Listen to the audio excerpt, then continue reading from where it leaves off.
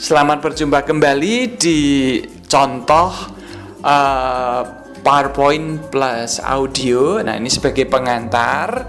Ini merupakan satu mata kuliah yang saya ajarkan dengan nama pengantar pendidikan di semester 2. Jadi, para mahasiswa belajar untuk memahami konsep-konsep pendidikan.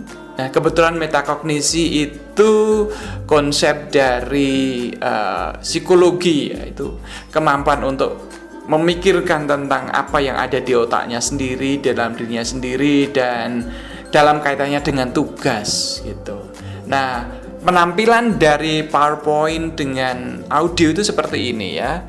Kita akan bisa melihat ada tanda audio di sini dan pada prinsipnya teknis ketika di display di laptop atau di HP, lalu ini siswa atau mahasiswa itu bisa play ya, bisa ngeklik bagian ini, kemudian akan terdengar suaranya. Oke, saya berikan contoh ya. Welcome back to this final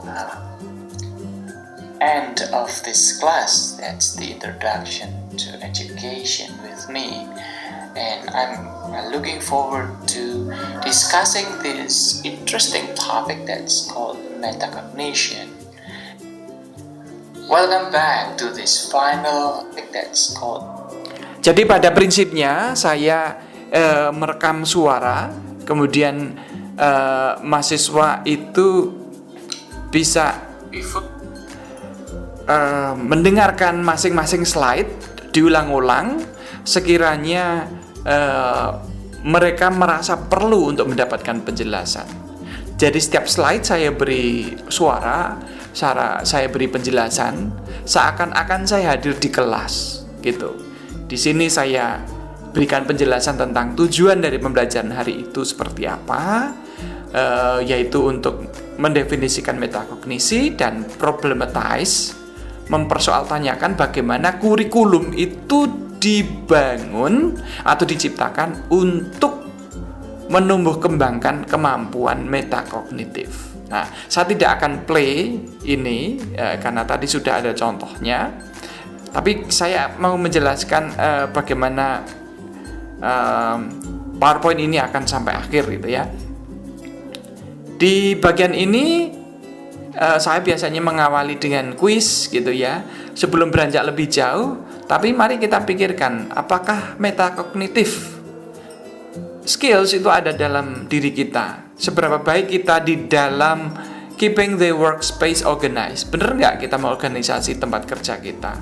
Apakah saya menyelesaikan tugas sesuai dengan penjadwalan?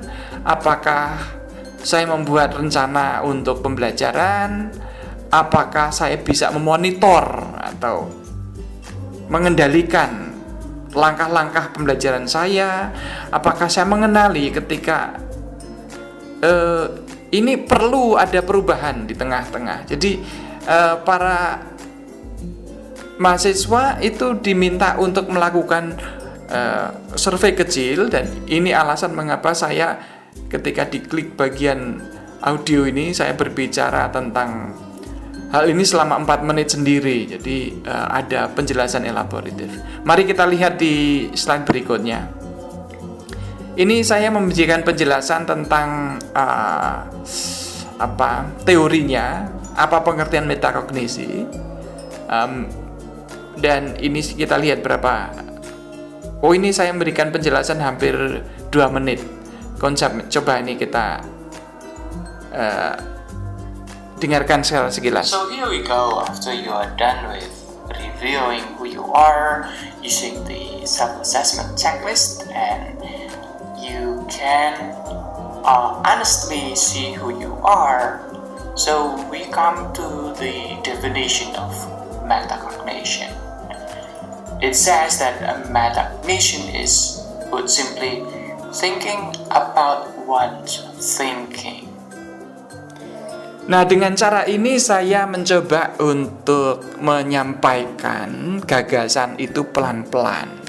saya baca, saya elaborasi pelan-pelan. Jadi tidak terburu-buru gitu ya.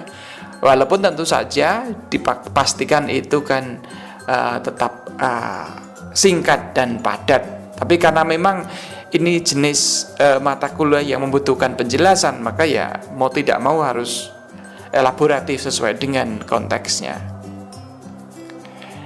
Kemudian di bagian ini saya jelaskan tentang 3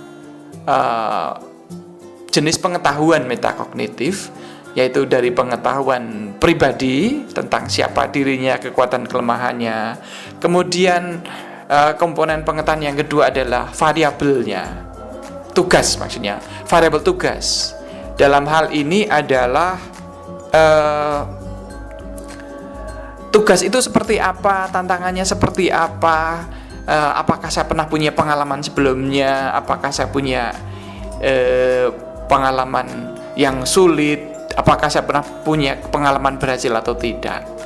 Dan jenis pengetahuan yang ketiga itu strategy variables, yaitu merujuk pada apakah saya punya pengalaman yang baik sebelumnya, apakah saya punya pengalaman yang buruk sebelumnya, lalu kalau belum, apa yang harus saya lakukan. Itu. Jadi ini 3 jenis pengetahuan pokok terkait dengan metakognisi. Mari kita lihat berikutnya. Dan pertanyaan yang saya ajukan adalah, seberapa mampu metakognisi itu diajarkan? Seberapa mungkin kita belajar metakognisi? Dan ini saya jelaskan juga bahwa mahasiswa sekali lagi tinggal memainkan audionya. Dan kita lihat ini ada berapa lama penjelasan.